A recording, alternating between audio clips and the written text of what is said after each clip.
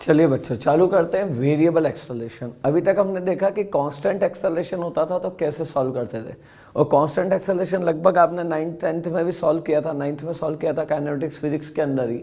वही equation of motion use करी, बस अंतर यह था कि इस बार अपन वेक्टर में यूज कर रहे थे। आप पहले वेलोसिटी ऑफ द डायरेक्शन को पॉजिटिव लेते थे। कांस्टेंट एक्सेलरेशन ना हो, वेरिएबल एक्सेलरेशन होगा तो क्या करेंगे ये हम देखते हैं। आपने बोला सर पहले what do you mean by variable acceleration, तो इसको हम देखते हैं। When velocity changes with unequal amount in equal interval of time then the motion is known as motion with variable acceleration. से मैं अभी आपको समझाने के लिए equation of motion with constant acceleration ही यूज कर रहा हूं। वैसे वेरिएबल एक्सेलरेशन में कोई इक्वेशन ऑफ मोशन यूज नहीं होती, लेकिन यदि अपन देखें तो मैंने ये एक मोशन की इक्वेशन देखी थी, v is to u plus a t. V is to u plus a t में अपन देखेंगे तो यहाँ पर v माइनस यू आएगा, इसको हम चेंज इन वेलोसिटी बोलेंगे और ये ए टी हो गया। अब मैंने बोला वेलोसिटी चेंजेस बाय, तो इसका मतलब ये वेलोसिटी चेंजेस बाय हो गया v माइनस यू, ठीक है, विद अनइक्वल अमाउंट। यदि मैं अभी इक्वल बता रहा हूं, मैंने बोला यदि ये एक्सेलरेशन कांस्टेंट है, मतलब इसकी वैल्यू बदल नहीं रही है, तो डेल्टा टी यदि सेम होता है तो एक fixed number multiply by delta T will always be become fix. अगर टी सेम है, ए सेम है, तो A T is always a fixed number. तो v minus you will always changes by a fixed amount. तो अगर equal amount, वो जो fixed amount होगा उसको इक्वल बोले, तो अगर वेलोसिटी इक्वल अमाउंट में इक्वल इंटरवल ऑफ टाइम में चेंज हो रही है तो हमारे लिए वो मोशन होता है कांस्टेंट एक्सेलरेशन का। यदि ए कांस्टेंट होगा तो इक्वली चेंज होगी हर इक्वल इंटरवल ऑफ टाइम के अंदर, ठीक है ना। लेकिन यदि ये ए वेरिएबल है, इसकी कुछ भी वैल्यू हो सकती है, तो कुछ भी वैल्यू हो सकती है multiply by a fixed value that is delta T. तो ये कुछ भी है और ये एक फिक्स्ड वैल्यू है, तो इसका प्रोडक्ट जो आएगा वो अलग अलग आएगा। यदि इसका प्रोडक्ट अलग अलग आएगा तो चेंज इन वेलोसिटी अलग अलग मोमेंट पर अलग अलग है, वो सेम नहीं हो सकती। अगर वो सेम नहीं है तो इसका यह मतलब हो गया कि अब मुझे किसी भी मोमेंट पर इस जगह का चेंज इन वेलोसिटी, ये एक बहुत छोटा सा पार्ट लेते हैं, इस जगह का change in velocity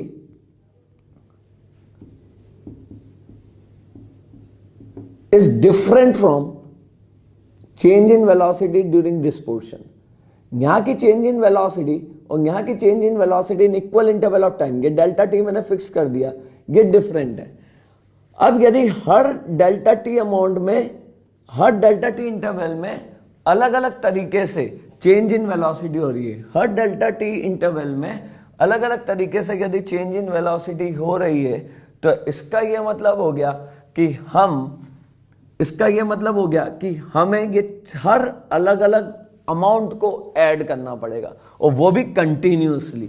and the mathematical tool used for this continuous summation is known as integration.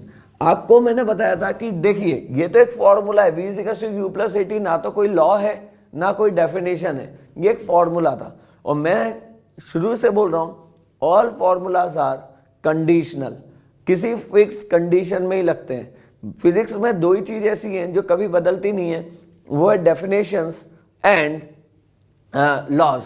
तो इसका मतलब यह है कि ये तो कंडीशनल है और इसकी कंडीशन थी it is only applicable when acceleration is constant, ठीक है ना। अब हमारे पास था a is equals to dv by dt, ये है definition. Rate of change of velocity with respect to time is known as acceleration. तो a is equals to dv by dt लिखा जा सकता है। तो इधर से यदि अपन देखेंगे तो dv can be written as a dt। dv को हम लिख सकते हैं इंटीग्रेशन a dt। इसका यह मतलब हो गया, अभी मैं इंटीग्रेशन नहीं बता रहा हूं, तो dv can be written as a dt। इसका मतलब यह है कि एक्सेलरेशन यदि वेरिएबल है, तो यदि एक्सेलरेशन वेरिएबल है तो इस dv का value change, dv is what, change in velocity. और कौन सा है, infinitely small change in velocity. Infinitely small और चेंज, बिग चेंज में अपन ने अंतर देखा था जब अपन ने डिफरेंशिएशन चालू किया था। तो मैंने लाइक यहां पर जो चेंज इन वेलोसिटी है जो इनफाइनाइटली स्मॉल है, कि मैं आपको दिखाने के लिए फिर भी बड़ा इंटरवल ले रहा हूं, ये dt इतना छोटा होना चाहिए, मतलब टेंडिंग टू जीरो। तो यहाँ की जो चेंज इन वेलोसिटी है और जो यहाँ की चेंज इन वेलोसिटी है, जो यहाँ की चेंज इन वेलोसिटी है, वो अलग अलग होगी। लेकिन ये चेंज इन वेलोसिटी यदि अलग अलग होगी तो अपन सारे चेंजेस को ऐड कर दें, कंटिन्यूस जितने भी चेंज हो रहे हैं, इसका चेंज अलग देखें, इसका चेंज अलग देखें, इसका चेंज अलग देखें, इसका चेंज अलग देखें, और ये सारे चेंजेस को कंटिन्यूसली ऐड कर दें, तो हमारे पास टोटल यहां से लेके यहां तक का चेंज आ जाएगा। आना भी चाहिए। ये अलग बात है कि ये अलग अलग अमाउंट में है। अगर ये फिक्स अमाउंट में होता तो अपन सिंपली ऐसे ऐड कर देते, डेल्टा टी कॉमन आ जाता, एक हो जाता। सही है ना। तो यहां पर यदि अपन ने देखा तो ये कंटिन्यूसली ऐड करना है। And the mathematical tool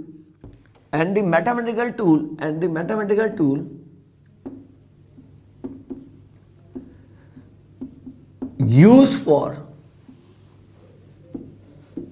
continuous addition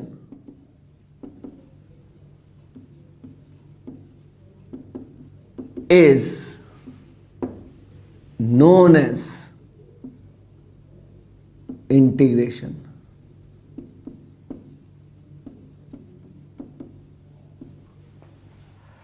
And the mathematical tool used for continuous addition is known as integration. एक और अपन मैथमेटिकल टूल देखेंगे, जैसे अपन ने डिफरेंशिएशन देखा, वैसे एक नई चीज है इंटीग्रेशन।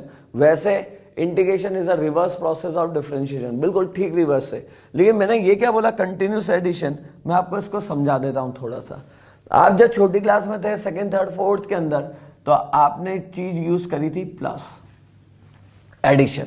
ये एक मैथमेटिकल टूल है जो एडिशन, जिसका नाम क्या है एडिशन। दो नंबर्स को ऐड करने के लिए यूज होता है, 3 नंबर 4 नंबर 5 नंबर को यदि ऐड करने हैं तो अपन एडिशन यूज करते थे। आप इससे बहुत अच्छे से फेमिलियर हैं।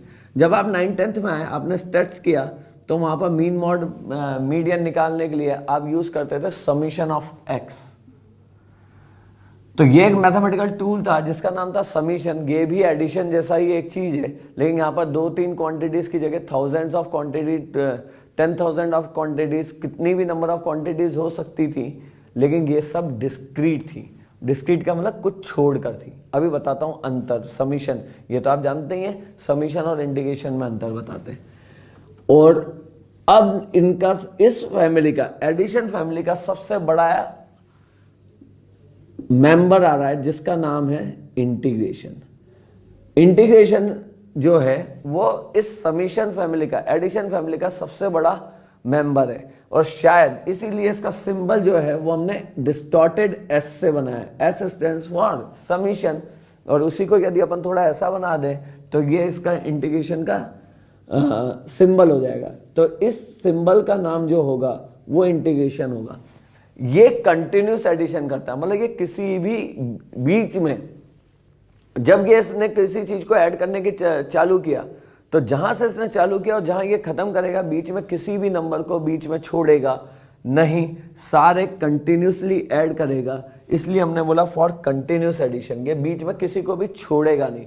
फॉर एग्जाम्पल, मैं एक छोटे से एग्जाम्पल के थ्रू समीशन और इंटीग्रेशन में अंतर करने की कोशिश करता हूं। अगर मैंने देखा कि यहां पर अपन फर्स्ट स्टोरी से सेकंड स्टोरी जा रहे हैं, या अपन कहीं ग्राउंड फ्लोर से टॉप फ्लोर पर जा रहे हैं, तो अपने पास 2 वे हो सकते हैं, बाय स्टेयर्स।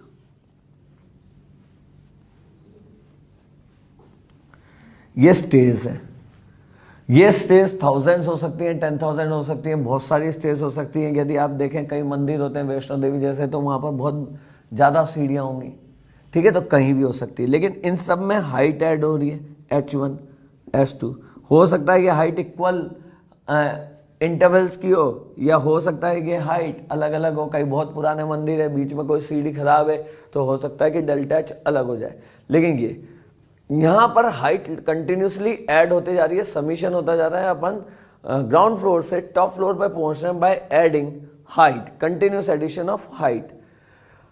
और एक तरीका आजकल ये है कि स्लोप बना दीजिए, तब भी मैं ग्राउंड फ्लोर से टॉप फ्लोर पे पहुंचा। लेकिन इस जगह अंतर ये है कि यदि ये हाइट ऑफ द स्टेयर यहां 1 मीटर है और ये जो हाइट है ये 2 मीटर है, तो या तो मैं 1 मीटर पे होऊंगा या 3 मीटर पर होऊंगा, मैं इसके बीच में कहीं नहीं हो सकता हूं। इसने 1 के बाद डायरेक्ट 2 ऐड किया, इसने बीच के सारी चीजें ऐड छोड़ दी। यदि मैं चाहूं कि मैं फ्रॉम द ग्राउंड 1.5 मीटर पर खड़े हो जाऊं तो नहीं हो सकता। तो इसका मतलब ये किसी चीज को छोड़ छोड़ कर ऐड कर रहा है। यहां पर h की सारी वैल्यूज पॉसिबल नहीं है। यहां पर h की वैल्यूज इस बात पर डिपेंड करेगी कि स्टेयर की हाइट क्या है। तो इसको तो अपन बोलते हैं discrete additions of many quantity. और discrete addition of many quantities को देखें तो उसको मैथ्स में अपन यूज करते हैं by symbol known as summation, जो आपने स्टेट्स में किया है मीन मॉड मीडियन निकालने के लिए। लेकिन यदि मैंने स्लोप यूज किया तो मैं 0.001 मीटर पर भी हूं, मैं 0.002 मीटर पर भी हूं, मैं ऐसी सारी हाइट्स पर हूं जो 0 से लेके 5 मीटर या 10 मीटर तक एग्जिस्ट करती होंगी। मतलब मैं यहां से लेके यहां तक की एक भी हाइट ऐसी नहीं है जहां पर मैं नहीं रुक सकता। मतलब मैंने यहां पर हाइट अगर मैं चाहूं तो माइक्रॉन्स में भी मैंने ऐड करी है। मतलब मैंने यहां पर किसी भी नंबर को या डिजिट को छोड़ा नहीं है। ऐसे केसेस में यहां भी मैंने हाइट को ऐड किया है, लेकिन जो हाइट में ऐड है वो बहुत ही स्मॉलेस्ट एलिमेंट के फॉर्म में ऐड किया है, और वो जो स्मॉलेस्ट एलिमेंट है उसको मैंने डीएच बोल दिया। तो इसका मतलब यहां जो एडिशन है वो कंटिन्यूस है, आप सोच भी नहीं सकते इतनी छोटी हाइट भी मैंने यहां पर ऐड करी है। ऐसी जगह इसको मैं बोलूंगा समीशन ऑफ डीएच। ये d h is the smallest possible element of the height. मतलब जितनी छोटी हाइट आप सोच सकते हैं वो टेंडिंग टू 0 भी हो सकती है। उस सारी हाइट को यदि अपन ऐड करना चाहें, कंटिन्यूसली ऐड करना चाहें, तो हमारे पास एक मैथमेटिकल टूल होता है जिसका नाम क्या होता है, इंटीग्रेशन। और यहां पर जो ऐड हो रहा है ये हाइट का हो रहा है, या डेल्टा एच का समीशन हो रहा है। यहां पर स्मॉलेस्ट एलिमेंट नहीं है। ये जो स्टेयर है ये 1 मीटर की होगी, या ये हाफ मीटर की होगी, या ये 25 सेंटीमीटर की होगी, लेकिन इसकी हाइट फिक्स्ड है। ये इन्फानाइटली स्मॉल नहीं जा रहा है। अगर इसी को मैं इन्फानाइटली स्मॉल कर दूंगा, स्टेज को जितना छोटा कर दूंगा, तो ये ही समीशन किसके अंदर कन्वर्ट हो जाएगा, इंटीग्रेशन के अंदर कन्वर्ट हो जाएगा। Now how to use this tool is no mathematical tool, ये अपन थोड़ा सा ब्रीफ में पढ़ेंगे। और इस चैप्टर मतलब मैथ्स में आप इसको डिटेल में पढ़ेंगे क्लास 12th में, जिसको हम इंटीग्रेशन बोलते हैं। अभी हमारे को जितना 11th में यूज आने वाला है उतना हम इंटीग्रेशन देख लेते हैं। क्लियर है यहां तक?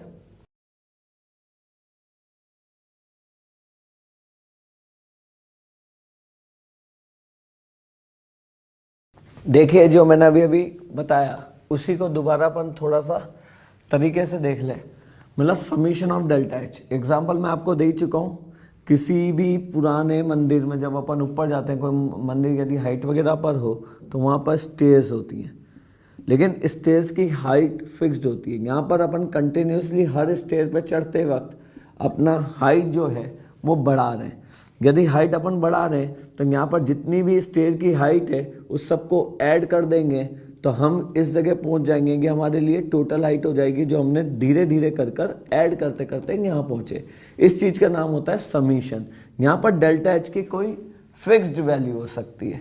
ये डेल्टा एच जितना छोटा होता जाएगा उतना एडिशन मुश्किल होता जाएगा। अभी भी मैंने डेल्टा एच रखा है, लेकिन उसी हाइट में मैंने स्टेज वो जो है वो बहुत छोटी कर दी है। यदि बहुत छोटी स्टेज कर दी है, मैं सेम हाइट तक पहुंच रहा हूं, लेकिन यहां पर भी डेल्टा एच है, लेकिन इसकी कुछ ना कुछ वैल्यूज हैं डेल्टा एच की। तो ये भी अभी अपने पास डेल्टा एच, इसको भी समीशन बोलेंगे। लेकिन यदि इस डेल्टा एच को 0 कर दिया जाए, टेंस टू 0 कर दिया जाए, तो इसका अलग यहां भी हमारी हाइट चेंज हो रही होगी, लेकिन इस जगह जो स्टेज होंगे वो बहुत छोटे छोटे होंगे जिसकी हाइट 0 होगी। तो मैंने बोला यदि इन हाइट्स को 0 कर दिया जाए और फिर भी लगातार हाइट बढ़े, तो ऐसे में जो हाइट का एडिशन होगा वो एक मैथमेटिकल टूल से किया जाता है, और ऐसे मैथमेटिकल टूल का नाम है इंटीग्रेशन।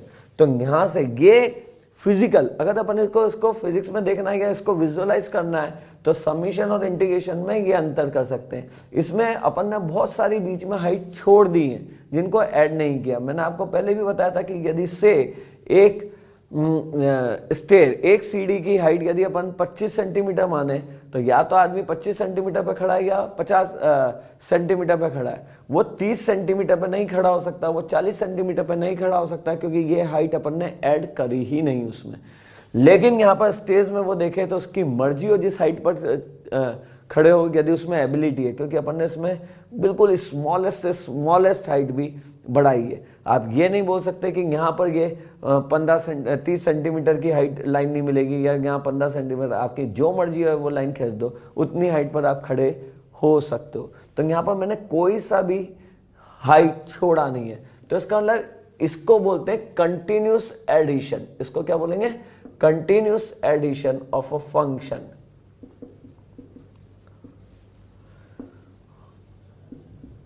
कैसे करते हैं? इसके लिए अपने को कुछ मैथ्स के रूल पढ़ने पड़ेंगे, और उसी मैथ्स के रूल को अपन ने नाम दे दिया है integration. Second thing, it is a reverse process of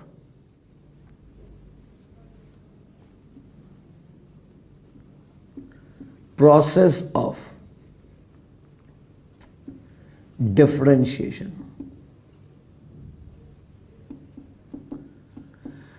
अगर आपको डिफरेंशिएशन आता है तो लगभग ये ऐसा फील आएगा कि ये डिफरेंशिएशन का अपोजिट है, बिल्कुल उल्टा तरीके से किया गया है। चलिए देखते हैं ये कैसे बोल रहा हूं मैंने आपको एक बात बोली थी कि यदि अपन वहां पर वेलोसिटी निकालें, जैसे यहां से एक बस गई, ये इसका इनिशियल पॉइंट है और ये इसका फाइनल पॉइंट है, तो यदि मैं यहां से यहां तक देख रहा हूं तो मैंने बोला मैं वेलोसिटी ऐसे देता था x2 minus x1 upon t2 minus t1। अब यदि मैं बस को यहां से सिर्फ यहां तक लाऊं तो मेरे लिए ये x2 माइनस x1 और बिल्कुल पास में ले आऊंगा तो ये चीज किस में कन्वर्ट हो जाती थी? dx बाय dt में। बहुत छोटा सा इन्फाइनाइटली स्मॉल ले लिया, ये v कर दिया, तो इस चीज को लिखा जा सकता है dx इज इक्वल्स टू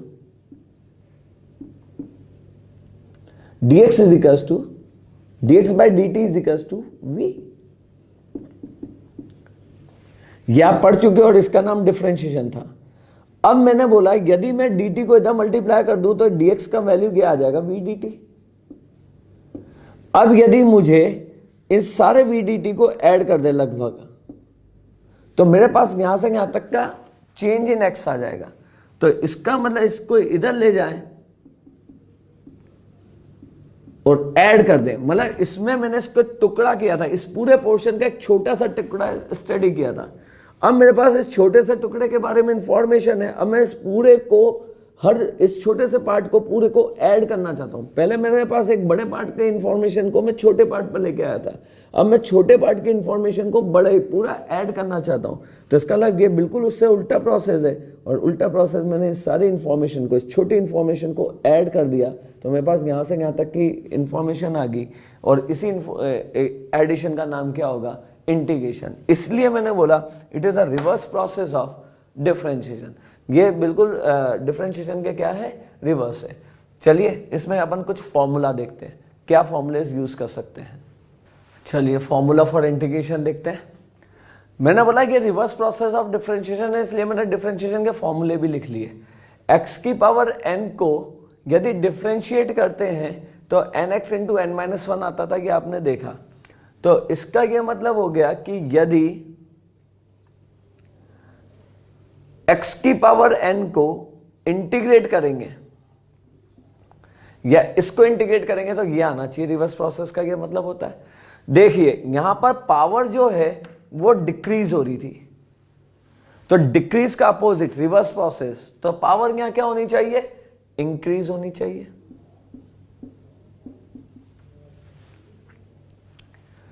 यहां पर जो पावर थी बिफोर ऑपरेशन या बिफोर जो डिफरेंशिएट किए करने से पहले, वो पावर मल्टीप्लाई में आ रही थी, तो मल्टीप्लाई का अपोजिट क्या होना चाहिए? डिवीजन। तो यहां पर जो पावर होगी वो डिवाइड में आनी चाहिए। यहां पर पावर ऑपरेशन के पहले वाली मल्टीप्लाई में आ रही थी, तो पहले का अपोजिट क्या होगा? बाद। इसका मतलब यहां पर बाद वाली पावर डिवाइड में आएगी। इसका मतलब ये ठीक इसका रिवर्स प्रोसेस है। ठीक है, ये सी को भी अपन बता सकते हैं। डिफरेंशिएशन में कांस्टेंट जो है वो गायब हो जाता था, क्योंकि कांस्टेंट का डिफरेंशिएशन क्या होता था? 0। इसका मतलब मेरा वो जो कांस्टेंट है वो वापस यदि मुझे रिट्रीव करना है, तो मुझे वो कांस्टेंट रिट्रीव करने के लिए मैं यहां पे क्या लगा लेता हूं? सी। देखते हैं कि क्या चीज बताने की कोशिश कर रहा है फंक्शन की टर्म में। Function of F x D x का इंटीग्रेशन कोई दूसरा फंक्शन देगा जी एक्स, ठीक है ना, और उसके साथ अगर कोई कांस्टेंट गायब हो गया होगा तो उसको रिट्रीव करने के लिए अपन सी लगा देते हैं कि शायद यहाँ पे कोई सी हो जो डिफरेंशिएशन में गायब हो गया हो। देखते हैं मैं क्या समझाने की कोशिश कर रहा हूं। से एग्जाम्पल लेते हैं यहां पर एक इसी फॉर्मूले को समझाने के लिए।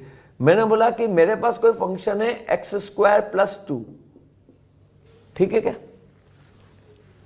अगर अपन इसको डिफरेंशिएट करते हैं तो dy बाई डी एक्स, आपको अच्छे से आता होगा dy बाई डी एक्स की वैल्यू, इसकी dy बाई डी एक्स की वैल्यू कितनी हो जानी चाहिए, आपने बोला D by D x of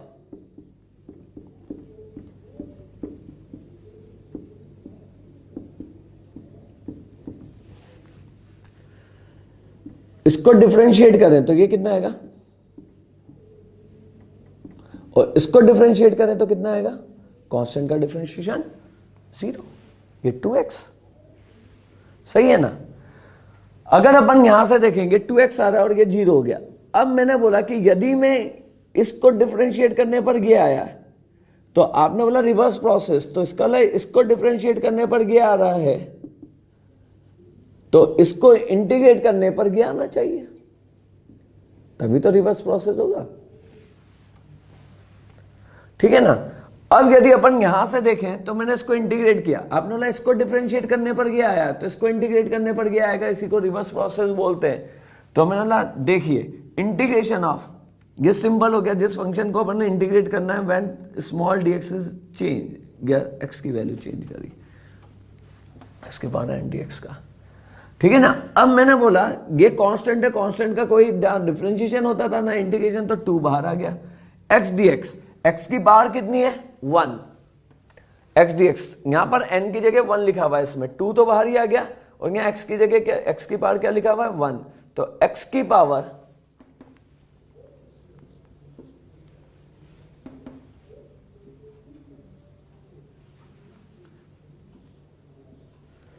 अब देखिए ये आ रहा है एक्स स्क्वायर, जबकि यहां क्या था एक्स स्क्वायर प्लस 2, इसका मतलब ये 2 तो गायब हो गया। अगर ये 2 गायब हो गया तो मुझे इस 2 को मुझे नहीं पता, तो मैंने इसका इंटीग्रेशन लिखा है एक्स स्क्वायर प्लस सी, मतलब इस c की वैल्यू कुछ हो सकती है, और इन दिस केस ये c की वैल्यू कितनी थी 2 थी। अलग अलग जगह अलग अलग वैल्यूज होंगी। आपने बोला सर ये c निकालेंगे कैसे, मतलब गिवन क्वेश्चन में कोई ना कोई कंडीशन दी होगी जिससे अपन इस c को पता कर सकते हैं, c के बारे में पता कर सकते हैं। अगर नहीं मालूम है तो आप उसको c लिखकर छोड़ देंगे कि हमें नहीं मालूम, लेकिन यहाँ पर एक कांस्टेंट होने के चांसेस हैं। हो सकता है वो कांस्टेंट 0 हो सकता है वो कांस्टेंट 2 हो, जैसा अपने इस सवाल में था, मुझे नहीं मालूम, तो मैंने बोला प्लस c, क्योंकि डिफरेंशिएशन में कांस्टेंट का डिफरेंशिएशन 0 हो गया होगा, तो इंटीग्रेट से मुझे वापस वही रिट्रीव करना है, तो इसका मतलब मुझे वो c लगाना चाहिए। इसलिए यहां पर हर फॉर्मूले में, इंडेफिनेट इंटीग्रेशन के हर फॉर्मूले में क्या आएगा, c ऐड कर देंगे। क्लियर है यहां तक। चलिए अब sin x का डिफरेंशिएशन क्या आया था cos x, इसका मतलब cos x का इंटीग्रेशन क्या आना चाहिए sin x, लेकिन कोई कांस्टेंट गायब नहीं हो गया हो, इसलिए sin x प्लस c। अच्छा cos x का डिफरेंशिएशन क्या आया था माइनस sin x, इसका मतलब माइनस sin x का इंटीग्रेशन क्या आना चाहिए cos x, लेकिन माइनस उधर ले जाते हैं, इसलिए अपन बोल देंगे sin x का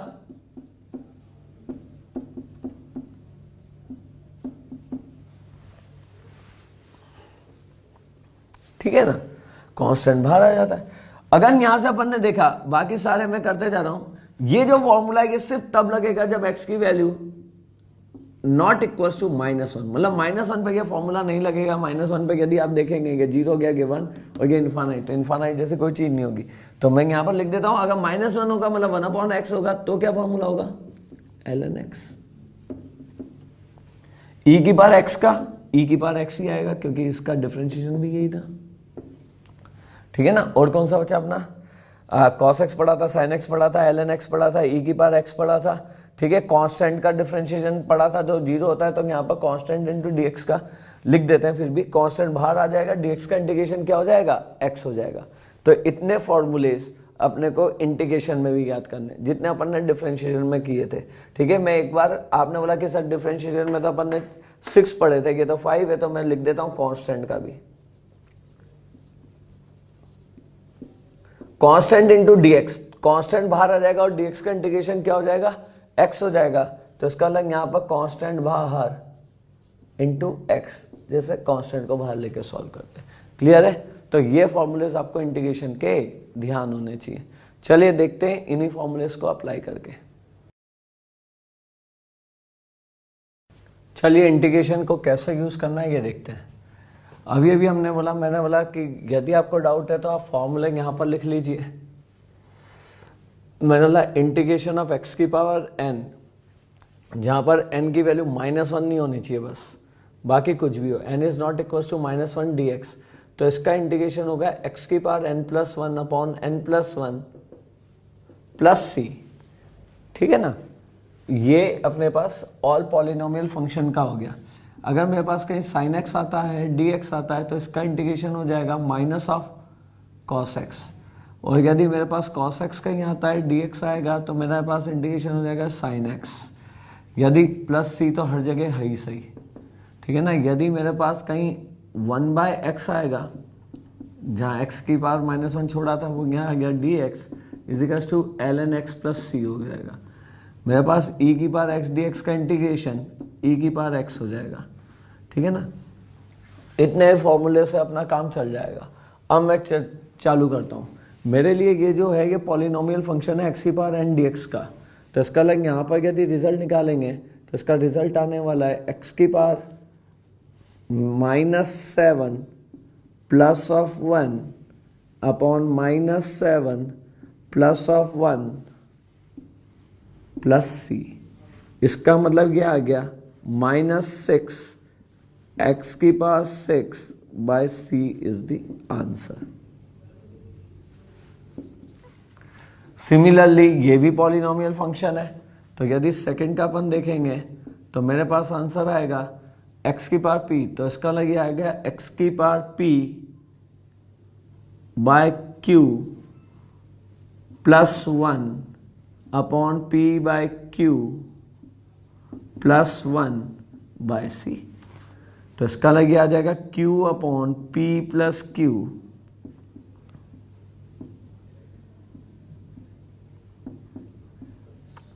यह आंसर हो गया। कुछ नहीं, n+1 अपॉन n+1, और c हमेशा अपने को लगाना ही है। यदि कोई कांस्टेंट होता है इसके सामने 2, 3, 4, तो वो 2, 3, 4 बाहर आ जाता है, जैसे डिफरेंशिएशन साइन के बाहर आता था।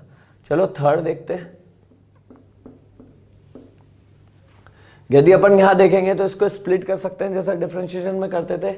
इसका अलग इंटीग्रेशन मतलब x² dx, इसका अलग इंटीग्रेशन cos x dx, और इसका अलग इंटीग्रेशन 1/x dx। यह है पॉलिनोमियल फंक्शन। सबका c में एक साथ ही लिख दूंगा, इन सबके साथ c आएगा, लेकिन एक कांस्टेंट c हो जाएगा। हर कांस्टेंट को ऐड करने पर एक नया कांस्टेंट c आ जाएगा। तो यदि यहां देखेंगे तो इसका वैल्यू होगा x की पावर 3 बाय 3, cos x का देखेंगे sin x,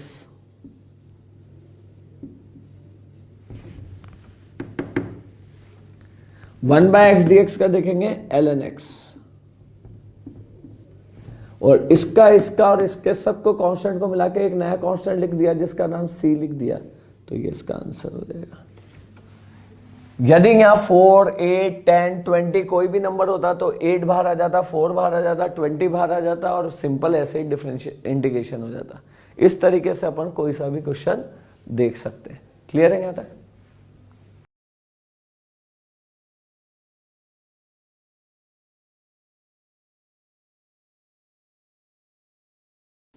अब अपन देखते हैं इक्वेशन ऑफ मोशन। मैंने डिराइव नहीं करी थी, मैंने बोला इंटीग्रेशन के बाद अपन देखते हैं। तो equation of motion is a standard result. Equation of motion जो है वो एक स्टैंडर्ड रिजल्ट है जो अपन ने याद कर लिया फॉर अ कांस्टेंट एक्सेलरेशन। यदि एक्सेलरेशन वेरिएबल होंगे तो अपन वो रिजल्ट यूज नहीं कर सकते। वो एक तरह का रिजल्ट है जिसको अपन ने फॉर्मूला बोल दिया। देखिए, definition of acceleration is dv/dt is known as acceleration, rate of change of velocity is known as acceleration.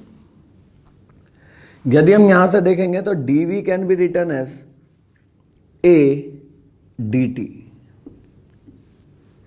अब इंटीग्रेटिंग बोथ साइड, यहां पर अपन लिख सकते हैं, जैसे मैंने आपको लिख के बताया था, मैं इधर करके बता देता हूं। से आपने बोला x की पावर n dx का इंटीग्रेशन होता था x की पावर n+1, ठीक है क्या, प्लस c। अगर मैं यहां x की पावर 0 कर दूं, dx कर दूं, तो इसका इंटीग्रेशन हो जाएगा x की पावर 0 + 1 c, मतलब x हो जाएगा। और x की पावर 0 को क्या लिख सकते हैं, 1 dx, इसका मतलब ये dx का ही इंटीग्रेशन है, ये सिंबल था। तो इसका मतलब dx के इंटीग्रेशन को क्या लिख सकते हैं, x लिख सकते हैं। यदि अपन ने यहां देखा तो इसका मतलब मैं उसी तरीके से वहां पर आप देखिए, तो इसका मतलब dv के इंटीग्रेशन को क्या लिखा जा सकता है, v, और dx के इंटीग्रेशन को x लिख सकते हैं, तो dv के इंटीग्रेशन को v लिख सकते हैं। लेटर बदलने पे कोई मैथ्स बदल नहीं जाती है, यहाँ पर x की जगह सिर्फ रिप्लेस किया हुआ है, v का रिप्लेस हुआ है।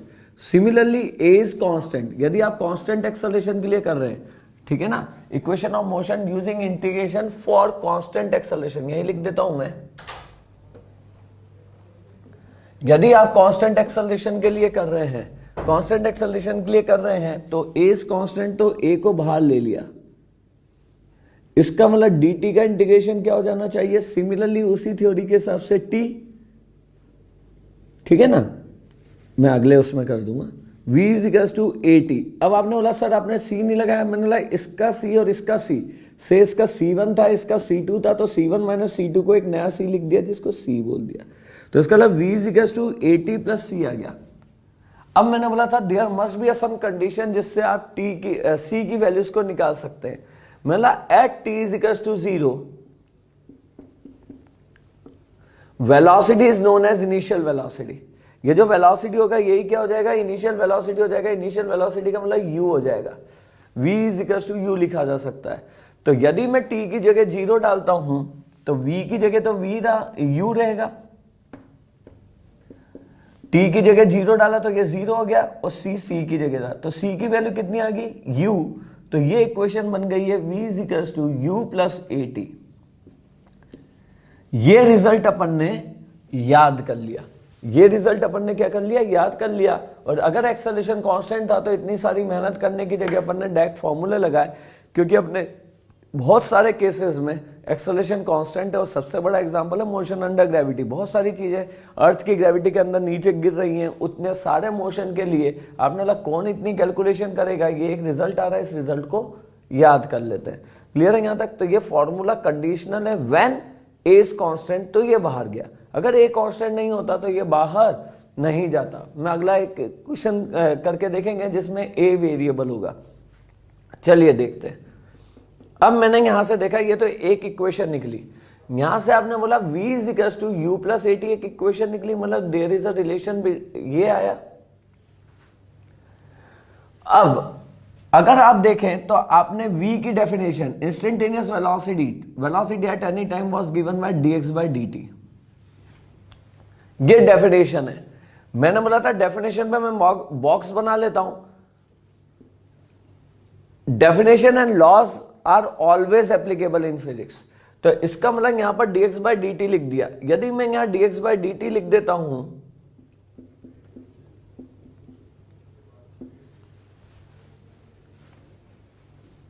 तो यदि यहां से देखेंगे तो dx is to u dt plus at dt।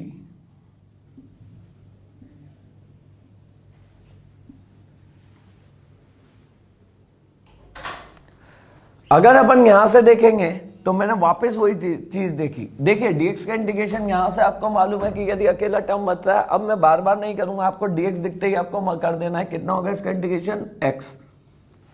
इसका कांस्टेंट लिखना चाहे तो लिख दीजिए k1।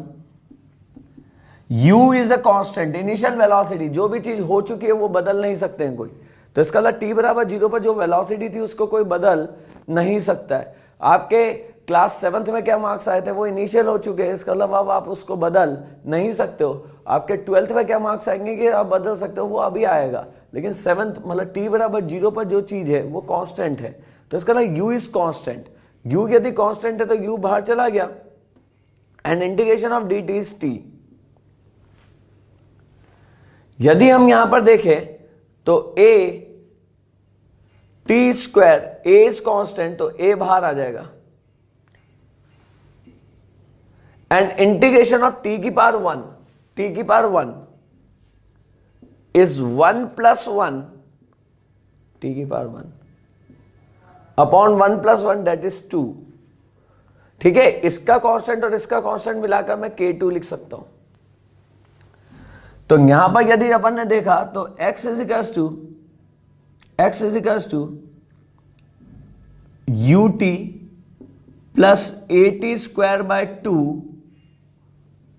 Into K2 minus K1 को K0 लिख दिया।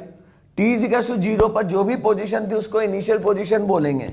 ये एक्सिस पोजीशन या एक्सिस कोऑर्डिनेट नॉट डिस्प्लेसमेंट।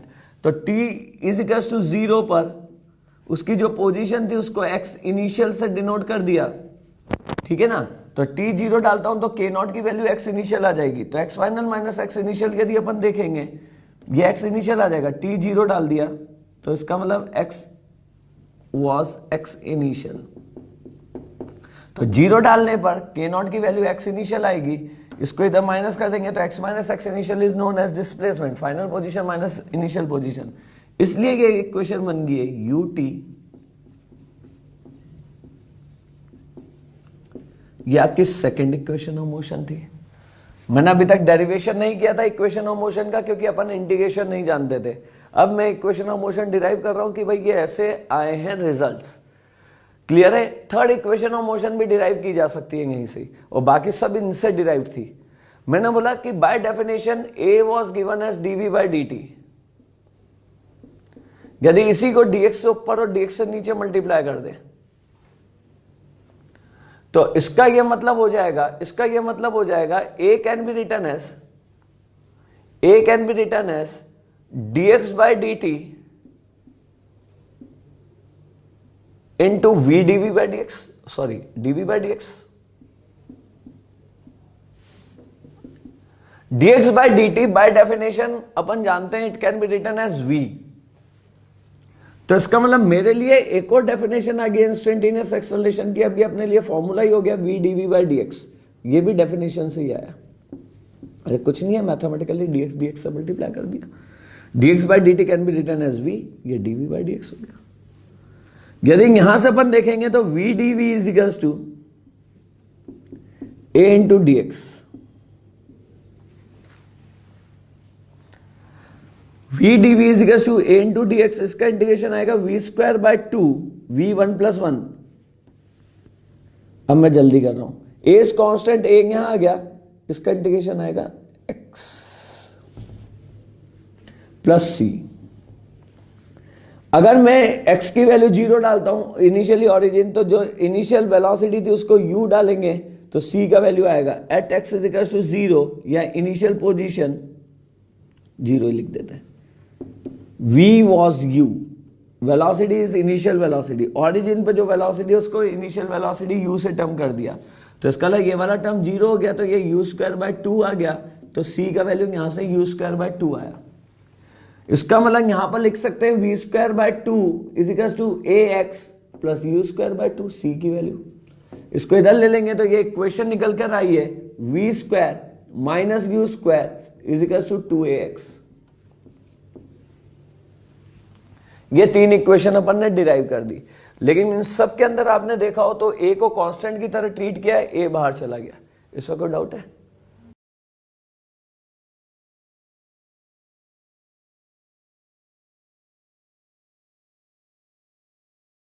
कुछ नहीं है, सी को गैप कर देते हैं। कंडीशन ऑफ जो अपन कांस्टेंट निकालने की जो कंडीशन थी डेफिनेट इंटीग्रेशन में, वो अपन इन इंटीग्रेशन ही यूज कर लेते हैं, तो कांस्टेंट गायब हो जाता है। कैसे हो जाता है ये देखते हैं।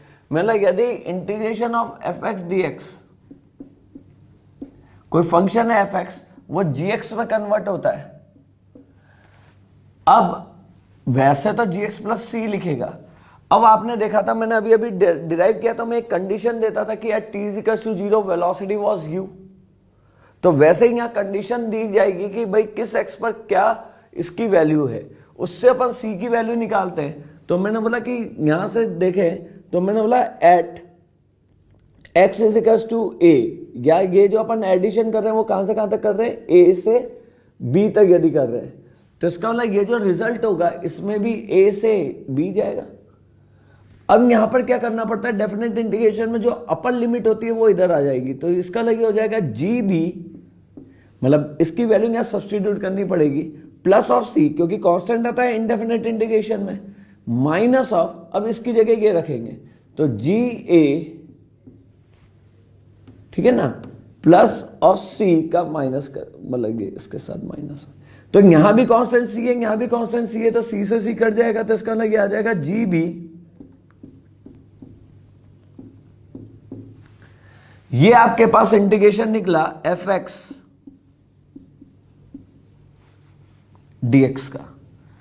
अब इसमें कांस्टेंट की कोई बात नहीं आती है, सिर्फ ये है कि जहां से जहां लिमिट कहां से कहां डली है, ए से लेके बी तक, तो अपन इसमें बी पहले पुट कर देते हैं, फिर ए पुट कर देते हैं और दोनों चीजों को माइनस कर देते हैं, तो इसका जो कांस्टेंट था और इसका जो कांस्टेंट था वो कैंसिल आउट हो जाता है, तो कांस्टेंट की कोई वैल्यू नहीं आती है। इसी को बोलते हैं डेफिनेट इंटीग्रेशन।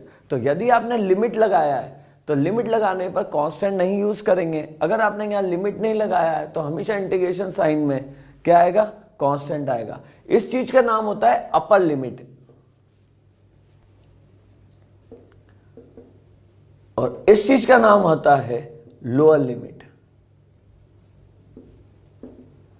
तो जो फाइनल रिजल्ट होता है वो value of upper limit put करके फंक्शन में minus of value of lower limit कर देते हैं। इस तरीके से अपन फाइनल रिजल्ट निकाल लेते हैं।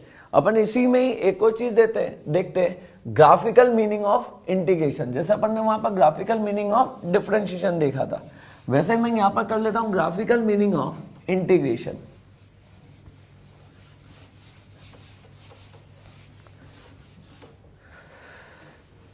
से y एक फंक्शन है एफ एक्स, इसका इंटीग्रेशन करना चाहते हैं। y का जो ग्राफ बनेगा एफ एक्स का, एक्स स्क्वायर है या कुछ भी है, तो ये y है ये x है, तो ये y वर्सेस x का कोई ग्राफ बना दिया मैंने, ठीक है। अगर y equal to x square होता तो ऐसा ही कुछ बनता। अब मैंने बोला इंटीग्रेशन ऑफ y dx, ऐसे ही करते हैं इंटीग्रेशन, तो इसका क्या मतलब होगा, तो मैंने बोला y is the line at any moment x, किसी भी x की वैल्यू पर ये y की वैल्यू होगी, ये वाला जो कोऑर्डिनेट होगा y के पैरेलल, इसको y कहा जाएगा। यहां पर y मल्टीप्लाई बाय dx से, तो यहां से यहां तक की क्वांटिटी को तो x कहते हैं और इसमें हल्का सा चेंज करें इनफाइनाइटली स्मॉल, तो इस चेंज का नाम dx हो जाएगा। तो y मल्टीप्लाई बाय dx, ये जितना पास आएगा ये वाली चीज नेग्लेक्टेबल होगी। ये तो मैंने आपको समझाने के लिए dx थोड़ा दूर लिया है, वरना ये बिल्कुल इसके इनफाइनाइटली चिपक कर होगा वैसे तो ये वाला टर्म आपको नहीं दिखेगा। तो ये एक रेक्टेंगल की तरह दिखेगा जितना इसके पास बनाएंगे। तो अभी मैं आपको समझाने के लिए वीडियो में दिखेगा नहीं, इसलिए इतना ज्यादा पास ना बनाकर यहां पास बना रहा हूं। तो y into dx is rectangle, तो area of rectangle is length multiply by width.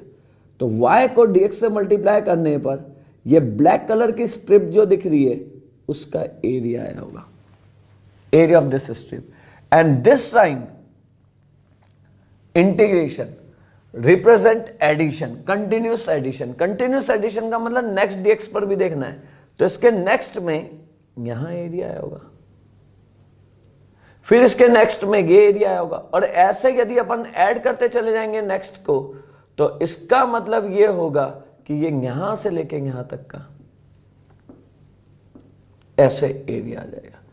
तो अब यहां पर कहां से कहां तक चाहिए, अगर मुझे सिर्फ ये शेडेड एरिया चाहिए तो x की वैल्यू स्टार्ट्स फ्रॉम a और x की वैल्यू एंड्स एट b, तो इसको बोलेंगे लोअर लिमिट और इसको बोलेंगे अपर लिमिट। तो इसका अलग यदि मैं यहां लिमिट लगाना चाहूं तो यहां a से b जा सकता है, तो यहां पर इस चीज को बोलेंगे इंटीग्रेशन ऑफ y dx को बोलेंगे area under the graph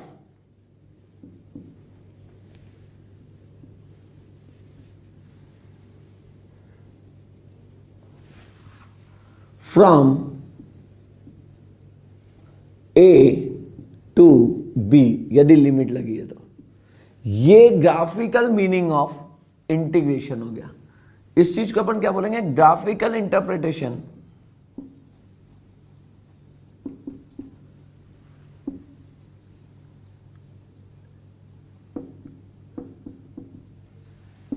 of integration.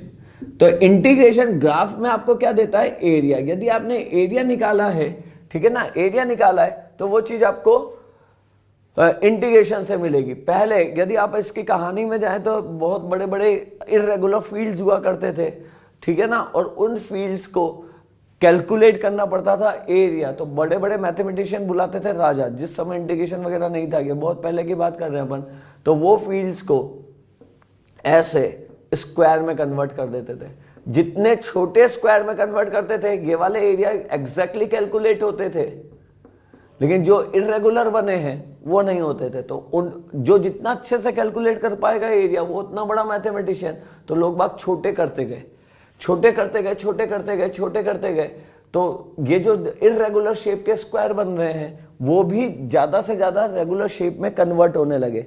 जितने ज्यादा आपने इसको स्क्वायर्स में कन्वर्ट किया, उतना एग्जैक्ट कैलकुलेशन एरिया का आ रहा था। तो लोगों ने बोला कि यदि आप इसी को इनफाइनाइटली स्मॉल स्क्वायर्स में कन्वर्ट कर देंगे, तो इसका मतलब लगभग आप सेम एरिया बता देंगे, तो यहां से इंटीग्रेशन डेवलप होकर यहां तक पहुंचा होगा।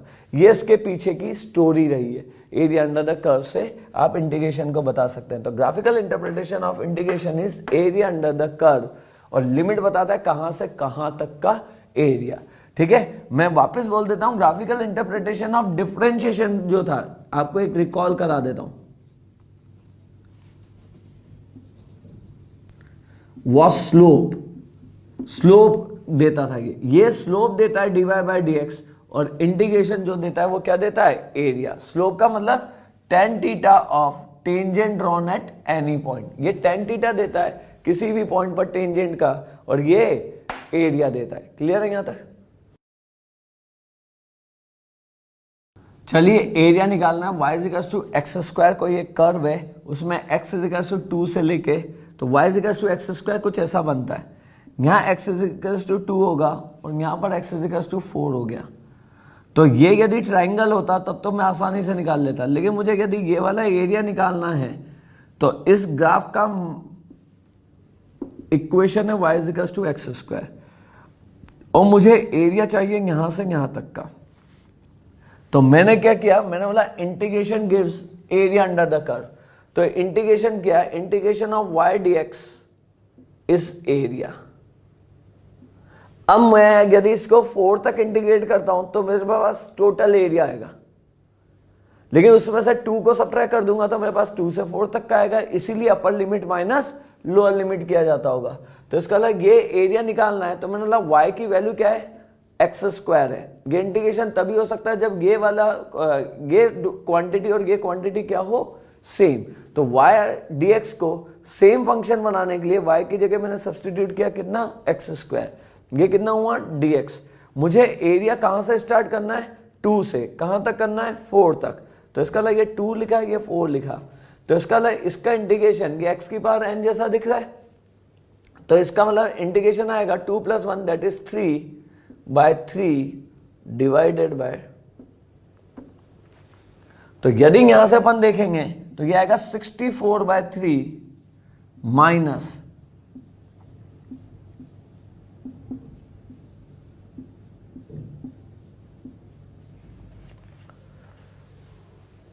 ठीक है ना। तो ये एरिया 56/3 मीटर स्क्वायर हो जाएगा, यदि सारे कोऑर्डिनेट्स मीटर में दिए हैं। इस तरह से हम एरिया निकाल सकते हैं। क्लियर है? जहां आपको ऐसे शेप्स के जो शेप का एरिया नहीं पता हो, इस शेप का एरिया नहीं पता होगा। यदि मैं इसी में एक एग्जांपल इजी वाला ले लूं जिसका एरिया आपको बिना इंटीग्रेशन के भी आता है, वो है triangle. y equals to x ले लेता हूं, ट्राइंगल और ट्रेपेजियम।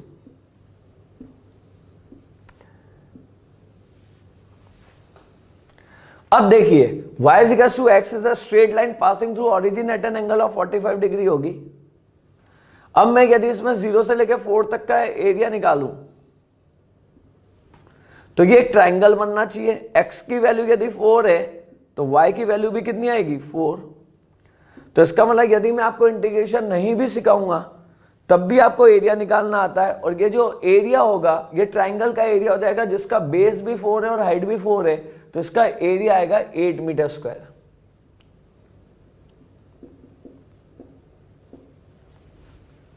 लेकिन अपन ने अभी एक नई चीज सीखी है, उसको अपन ट्राई करते हैं यहां पर। मैंने बोला कि मुझे ट्रायंगल का एरिया भूल गया, तो मैंने बोला यार ऐसा करें, इंटीग्रेशन से स्ट्रिप को ऐड कर ले तो एरिया अंडर द कर्व आएगा। तो integration of y dx, y का वैल्यू यहां पर कितना है x, जब ये सेम पैरामीटर होंगे तभी इंटीग्रेशन कर सकते हैं। लिमिट 0 से लेके कहां तक जाएगी, 4 तक। इसका integration x square by 16 minus 0 by 2 कितना होगा 8। 16 माइनस 0 बाय 2 कितना हो जाएगा 8। तो इसका लग यहां पर अपने पास एरिया वही आ रहा है जो ट्रायंगल का आ रहा था, सही है। ऐसे ही अपन ट्रेपेजियम का निकाल सकते हैं। तो इसका लग ये मैंने आपको बोला 2 से 4 तक यहां भी निकाल सकते हो, वो ट्रेपेजियम का एरिया होगा। और आपने बोला पूरे एरिया में से 2 तक के एरिया को सब्ट्रैक्ट कर दो, वही तो करते हैं लिमिट के अंदर। तो इसका लग इंटीग्रेशन का ग्राफिकल मीनिंग क्या होता है, area under the graph. Clear है यहां तक, चलिए। The acceleration of any point is related with time as, ठीक है, as a is equals to 2t metre per second square.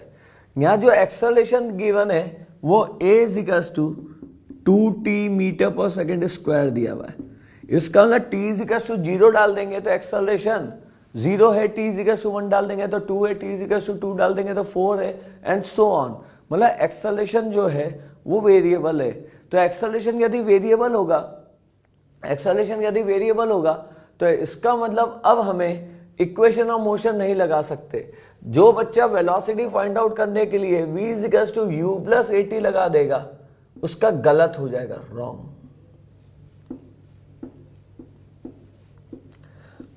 ये रॉन्ग हो जाएगा। क्यों रॉन्ग हो जाएगा, क्योंकि एक्सेलरेशन वेरिएबल है, we can not use this equation of motion. अब आपने बोला क्या करें, तो मैंने बोला देखिए, हमेशा मैंने बोला है कि डेफिनेशन कभी गलत नहीं हो सकती। And the definition of acceleration a is given by dv by dt, ये कभी गलत नहीं होगी। Rate of change of velocity is known as acceleration. अब यदि अपन यहां से देखें तो a का वैल्यू जो है वो 2t है, गिवन है, is equals to dv by dt। 2t is equals to dv by dt। इसका मतलब यह है, मुझे अगर वेलोसिटी निकालनी है तो मैं यहां से लिख सकता हूं dv is equals to 2t dt। ये स्मॉल चेंज इन वेलोसिटी आया, लेकिन मेरे को स्मॉल चेंज नहीं, मुझे तो 0 से 4 सेकंड में कितना चेंज हुआ ये निकालना है, क्योंकि इनिशियल वेलोसिटी दिया हुआ है। अब मैं चाहूं तो डेफिनेट इंटीग्रेशन भी कर सकता हूं, चाहूं तो इनडेफिनेट इंटीग्रेशन भी कर सकता हूं। देखिए दोनों में अंतर यहां से दिखाई दे जाएगा, इसलिए मैं दोनों तरीके से करता हूं। एक बार मैंने सिर्फ इसको इंटीग्रेट कर दिया, और मैं, आपको मालूम है डीवी का इंटीग्रेशन क्या होगा, v, ये मैं पहले ही बता चुका हूं, ठीक है। डीवी का इंटीग्रेशन क्या होने वाला है, v,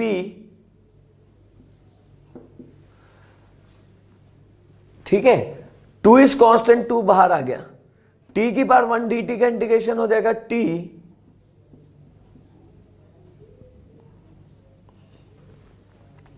प्लस ऑफ c। तो इसका मतलब v is equals to t square plus of c आना चाहिए। v is equals to t square plus of c आना चाहिए। मुझे मतलब c का वैल्यू निकालना है। यदि मुझे c का वैल्यू निकालना है तो at t is equals to 0 velocity of particle is, initial velocity of particle is 10 metre per second. तो यदि v की जगह 10 रखूं, टी स्क्वायर की जगह 0 रखूं, तो c का वैल्यू कितना आएगा 10। तो इसका मतलब मेरे लिए v का वैल्यू हो गया, v, ये c यहां पुट कर देता हूं, तो इस जगह से यदि इधर आए तो इसका मतलब v का वैल्यू हो जाएगा मेरे पास टी स्क्वायर प्लस ऑफ 10। अब मुझे वेलोसिटी जिस जगह की भी चाहिए वो रख देता हूं। अगर मैं यहां 4 रख दूंगा, 4 रख दूंगा, तो इसका मतलब वेलोसिटी का square, sorry it was v, तो इसका मतलब v is equals to 16 plus of 10 होगा। इसका मतलब कितना हो जाएगा 26 मीटर पर सेकेंड। मैंने अभी एक और चीज बोली थी, उसको यहां से देखते हैं। मैंने बोला लिमिट लगाना, कैसे लगाते हैं लिमिट, ये देखते हैं। बात वही आएगी, आंसर 26 मीटर पर सेकेंड, ये 26 निकाल लिया, जिसको जैसे मर्जी आए वैसे करो, लेकिन अपन जनरली प्रैक्टिस में सी ना लगाकर लिमिट लगा देते, ठीक है ना। कैसे लगाते हैं लिमिट देखते हैं। It was dv integration of 2t dt, ये कैसे आएगा तो समझ में आएगा, बस ए का वैल्यू रखा है, definition and definition is always correct. When t was 0, इधर dt है तो इधर t की दो वैल्यूज आएंगी, इधर वेलोसिटी है तो इधर वेलोसिटी की दो वैल्यूज आएंगी। व्हेन t was 0 इनिशियल, उस समय इधर वेलोसिटी की वैल्यू लिखनी है, तो इसका velocity was 10 metre per second. When t was 4 मुझे नहीं मालूम, तब वेलोसिटी कितना मुझे नहीं मालूम, इसमें c की कोई जरूरत नहीं होती। अब dv का इंटीग्रेशन कितना जाएगा v, इसकी लिमिट लगेगी कितनी 10, और यहां पर इसका v नहीं मालूम, 2 common, t square 1 + 1 by 2, limit लगेगी 0 to 4। लिमिट कैसे लगाते हैं, upper limit minus lower limit, मतलब v - 10, इसकी जगह पहले v रखा उसके बाद 10 रखा, और अपर केस में से लोअर केस को माइनस कर दिया, मतलब v - 10, इसमें t की जगह पहले ऊपर वाली वैल्यू रखी, अपर लिमिट रखी, तो इसका 4 स्क्वायर माइनस नीचे वाली वैल्यू रखी 0 स्क्वायर, तो इसका t v = 10 +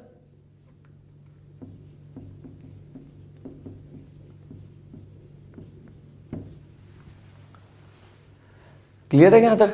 तो ये आपके पास 26 मीटर पर सेकेंड आ जाएगा, ठीक।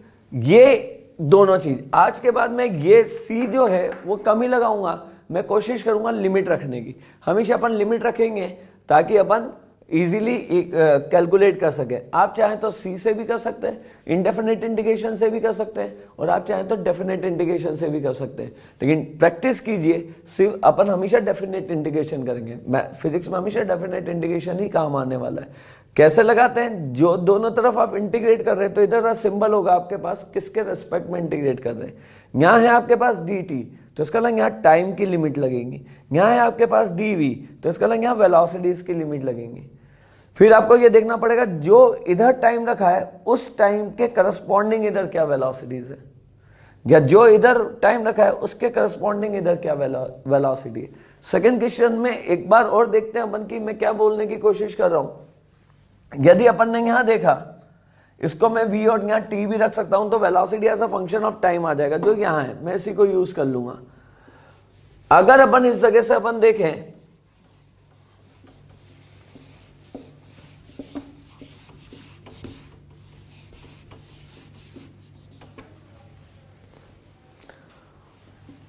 v is given by dx by dt, लेकिन कौन सा v as a function of time या इंस्टेंटेनियस वेलोसिटी, कोई पर्टिकुलर वैल्यू नहीं, v as a function of time या इंस्टेंटेनियस वेलोसिटी, ठीक है, is given by dx by dt। तो इसका मतलब v as a function of time, यहां पर किसी पर्टिकुलर टाइम की वेलोसिटी नहीं, वो तो कांस्टेंट ही होगा, तो यहां t रख देते हैं। तो आपने बोला था v का वैल्यू आने वाला है t स्क्वायर प्लस ऑफ 10, तो इसका मतलब मैंने यहां पर v का वैल्यू सब्सटीट्यूट कर दिया, मुझे डिस्प्लेसमेंट निकालना था। It was t square by 10, t square by 10 is the value of instantaneous velocity.